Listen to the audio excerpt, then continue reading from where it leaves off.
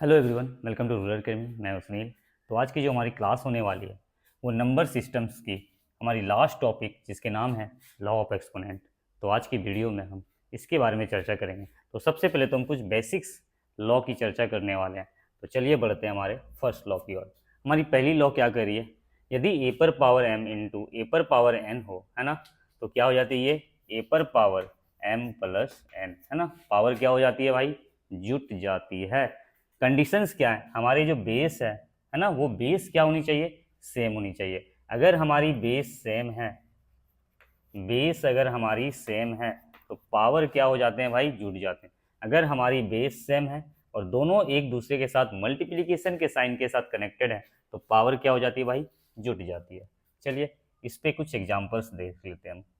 यदि 2 पे power 3 into 2 पे पावर 2 हो, हम क्या देख रहे हैं यहाँ भाई, हमारी बेसिस सेम है, हमारी बेस सेम है और दोनों एक दूसरे के साथ मल्टीप्लिकेशन के साइन के साथ कनेक्टेड है तो पावर क्या हो जाएगी भाई, जुट जाने वाली है। हम इसे क्या लिखेंगे, 2 पे पावर 3 प्लस क्या 2, ये क्या हो जाएगी 2 पे पावर 5 और 2 पे पावर 5 किसके इक्वल होती है भाई, आपको हो गए 32 के, है ना। 2 into 2 into 2 into 2 into 5 times किसके इक्वल होंगे भाई, तो 32 के इक्वल्स होंगे। उसी तरह, है ना, यदि ए पर पावर एम इंटू ए पर पावर एम भी हो भाई, है ना, जरूरी नहीं है कि, है ना, दोनों के पावर जो है ना वो क्या हो, डिफरेंस हो, है ना। हमें सिर्फ क्या देखना है, बेस को देखना है। अगर बेस सेम है और मल्टीप्लीकेशन के साइन के साथ कनेक्टेड है तो पावर क्या हो जाएगी, जुड़ जाएगी, है ना। यहाँ पावर हम क्या देख रहे हैं, सेम देख रहे हैं, है ना। तो ये भी, इसे भी क्या लिखे जा सकते हैं, ए पर पावर एम प्लस क्या एम, तो क्या हो जाएगी, ए पर पावर क्या हो जाएगी हमारी 2m हो जाएगी, है ना। जैसे एक एग्जांपल्स हम लेते हैं, हम 2 पे पावर 2 इंटू 2 पे पावर 2 ले लेते हैं, है ना। तो इसे हम क्या लिख सकते हैं भाई, 2 पे पावर, है ना, बेस सेम है तो पावर क्या हो जाने वाली, जुट जाने वाली। हम लिख सकते हैं 2 + 2, तो क्या हो जाएगी 2 पे पावर 4 और 2 पे पावर 4 क्या होती है, 16 के इक्वल होती है भाई, है ना। चलिए, तो पहली लॉ क्या कर रही थी हमारी, अगर बेस सेम हो और दोनों एक दूसरे के साथ मल्टीप्लिकेशन के साइन के साथ कनेक्टेड हो तो पावर क्या होते हैं भाई, कंबाइन हो जाते हैं, पावर जुट जाते हैं। ये थी हमारी फर्स्ट लॉ। हमारी सेकेंड लॉ क्या है, यदि ए पर पावर एम अपॉन ए पर पावर एन हो, इस केस में हम क्या करेंगे, हम देख रहे हैं क्या, दोनों की बेस जो है, दोनों की जो बेस है ना, दोनों की जो बेस है वो क्या दिख रही है, हमें सेम नजर आ रही है और एक दूसरे के साथ ये किसके साइन के साथ कनेक्टेड है, डिवाइड के साइन के साथ। बटे का क्या मतलब है, डिवाइड। हम इसे ये भी लिख सकते हैं, ए पर पावर एम डिवाइड बाय ए पर पावर एन, है ना। तो हम क्या दिख रहे हैं, यहाँ दोनों की जो बेस है वो सेम है और दोनों एक दूसरे के साथ डिवीजन के साइन के साथ कनेक्टेड है। तो इस केस में क्या होती है, पावर जो होती है वो क्या होती है, घट जाती है। हम क्या लिखेंगे इसे, ए पर पावर एम माइनस एन हो जाने वाली है भाई। जैसे एक एग्जांपल्स, 2 पे पावर, है ना, 5 डिवाइड बाय 2 पे पावर 3। हम क्या देख रहे हैं यहाँ, हमारी दोनों बेस क्या है, सेम है और एक दूसरे के साथ डिवीजन के साइन के साथ कनेक्टेड है तो पावर क्या हो जाने वाली भाई, घट जाने वाली है। हम इसे लिख सकते हैं 2 पे पावर 5 - 3, ये क्या देगी रिजल्ट, 2 पे पावर 2 और 2 पे पावर 2 किसके इक्वल होती भाई, आपको हो गए 4 के इक्वल। तो ये थी हमारी क्या, सेकेंड लो, है ना। तो इसके पीछे की रीजन क्या है, इसके पीछे की रीजन क्या है, आखिर हम पावर को क्यों घटाते हैं। अगर डिवाइड के साइन होते हैं और बेस सेम होते हैं तो हम पावर को आखिर घटाते क्यों हैं। चलिए हम इस एग्जांपल से समझते हैं। हम 2 पे पावर 5 को क्या लिख सकते हैं भाई, 2 इंटू 2 इंटू 2 इंटू 2, है ना। डिवाइड का मतलब क्या हो गया भाई, बटे। और 2 पे पावर 3 को क्या लिख सकते हैं, 2 इंटू 2 इंटू 2। ये 2 कैंसिल आउट, ये भी कैंसिल आउट, ये भी कैंसिल आउट, बची क्या भाई 2 पे पावर, है ना। 2 इंटू 2 मतलब 2 पे पावर 2 और ये किसके इक्वल हो गई, 4 के इक्वल हो गई। तो हम कह सकते हैं यदि डिवीजन के साइन से चीज़ें कनेक्टेड है तो पावर क्या हो जाने वाली है, घट जाने वाली है। और उसके पीछे के रीज़न को हमने समझा। उसी तरह, है ना, हम इसके पीछे की रीज़न को भी समझ सकते हैं। आखिर भाई पावर जुटने के पीछे की रीज़न है क्या, क्यों पावर जुटती है भाई। तो अगर हम इसी एग्जाम्पल से ले लें चीज़ों को, है ना, तो 2 पे पावर 2 को क्या ले सकते हैं, 2 इंटू 2। फिर इसकी 2 पे पावर 2 क्या ले सकते हैं, 2 इंटू 2। अब आप देखें तो पावर ये 2 कितनी टाइम्स हो रही है भाई मल्टीप्लिकेशन, 4 टाइम्स हो रही है। तो इसे हम क्या ले सकते हैं, 2 पे पावर क्या ले सकते हैं, 4। तो यही रीज़न है कि भाई जब बेस सेम हो और मल्टीप्लिकेशन के साइन के साथ कनेक्टेड तो पावर जुड़ती है, तो उसके पीछे का रीज़न ये है। अगर बेस सेम हो और एक दूसरे के साथ डिवाइड के साइन के साथ कनेक्टेड हो तो पावर क्या होती है भाई, घट जाती है ना। तो कभी कभी आपको ये इन रूपों में भी मिल सकती है, जैसे 2 पे पावर, है ना, 3 इंटू 2 पे डिवाइड बाय 2 पे पावर 5। कभी कभी आपको ये इस फॉर्म में भी मिल सकती है, पहले वाले की पावर छोटी भी हो सकती है ना। तो इस केस में भी हम क्या करेंगे, सेम लॉजिक्स को ही लगाएंगे। हम लिख सकते हैं 2 पे पावर क्या 3 माइनस 5, डिवाइड के साइन है पावर घटेगी। इस केस में हम क्या देखते हैं, ये क्या हो जाएगी, 2 पे पावर क्या हो जाएगी, -2 हो जाने वाली है। लेकिन आपको ध्यान देना है ना, कभी भी पावर जो है वो हमें नेगेटिव में नहीं लेनी है ना। तो इसके लिए अलग लॉ आती है जिसकी चर्चा हम क्या करेंगे, आगे करने वाले हैं। हम बढ़ते हैं हमारे नेक्स्ट लॉ की ओर।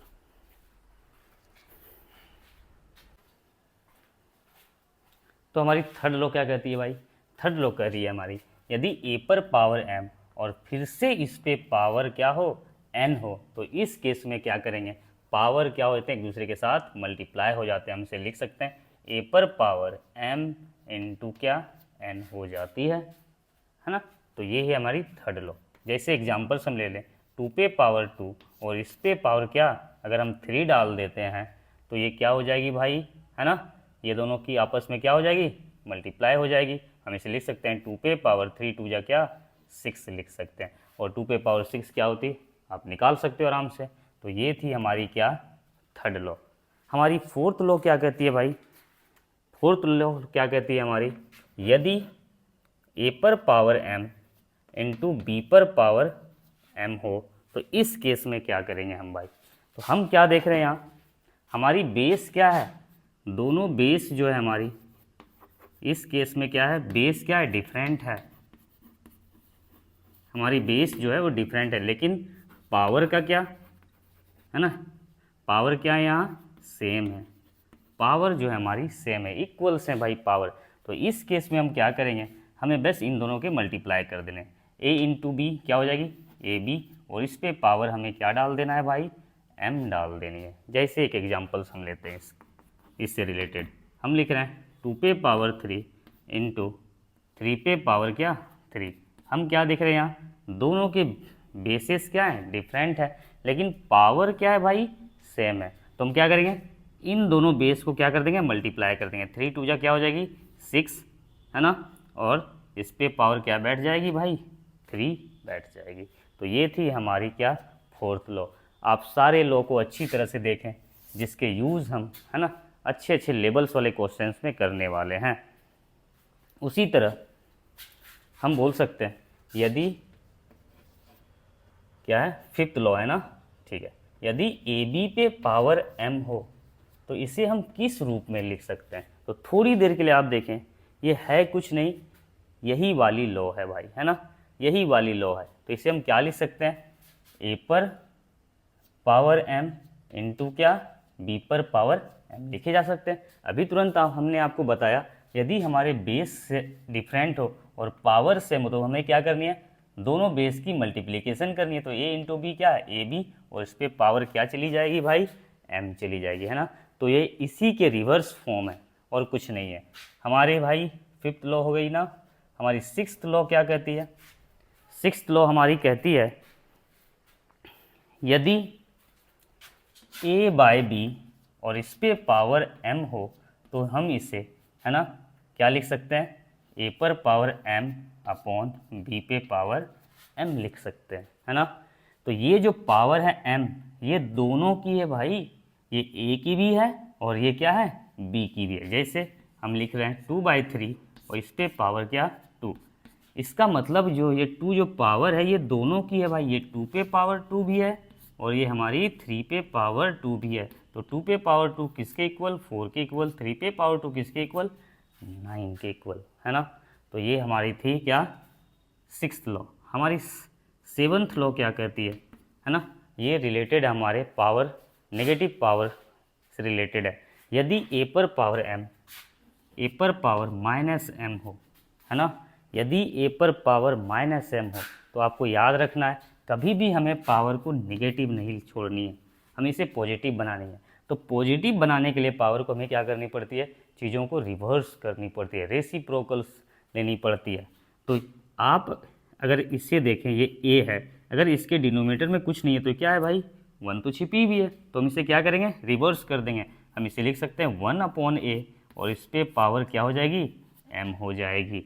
मतलब क्या हुआ, अब जो ये नेगेटिव पावर थी इसे पलटने से क्या हो गई, पॉजिटिव हो गई, है ना। इसी पे और एक चीज़ है, यदि हम a/b और इस पे पावर m डाल दें, नेगेटिव m डाल दें, तो अब इसे क्या लिखे जा सकते हैं, हमें पता है हमें नेगेटिव पावर को पॉजिटिव बनाने की चीज़ों को पलटना पड़ता है। हम इसे लिखेंगे क्या, b/a और इस पे पावर ये क्या चली जाएगी, m चली जाएगी। इसे और भी हम एक्सपेंड कर सकते हैं, ये m क्या है, दोनों की पावर है भाई, हम इसे b पर पावर m अपॉन a पर पावर m भी लिख सकते हैं। तो ये थी हमारी सेवन्थ लॉ। हमारी लास्ट लॉ क्या कहती है भाई, लास्ट नहीं, हम एक दो और लॉ की चर्चा कर लेंगे भाई, है ना। तो चलिए हम बढ़ते हैं हमारी नेक्स्ट लॉ की ओर। यदि किसी भी चीज़ पे पावर अगर 0 हो तो उसकी वैल्यू हमेशा क्या होती है भाई, 1 के इक्वल होती है। चाहे वो 100 पे पावर 0 हो, चाहे वो 1 लाख पे पावर 0, किसी भी अंक पे पावर अगर 0 होती है तो उसकी वैल्यू क्या होती है, हमेशा 1 के इक्वल होती है। चाहे वो 7 पे पावर 0 हो, हम उसे हमेशा इसकी वैल्यू क्या लेने वाले हैं, 1 लेने वाले हैं। किसी भी चीज़ पे पावर 0 हमेशा 1 होती है। ये क्यों होती है भाई, इसकी चर्चा हम कभी कर लेंगे, लेकिन अभी के लिए फ़िलहाल आप जानो किसी भी चीज़ पे पावर क्या होती है, 1 के इक्वल होती है। तो ये थी हमारी आज की कुछ बेसिक लॉ ऑफ एक्सपोनेंट। हम बढ़ते हैं हमारे लास्ट लॉ की ओर जो काफ़ी इम्पोर्टेंट होने वाली।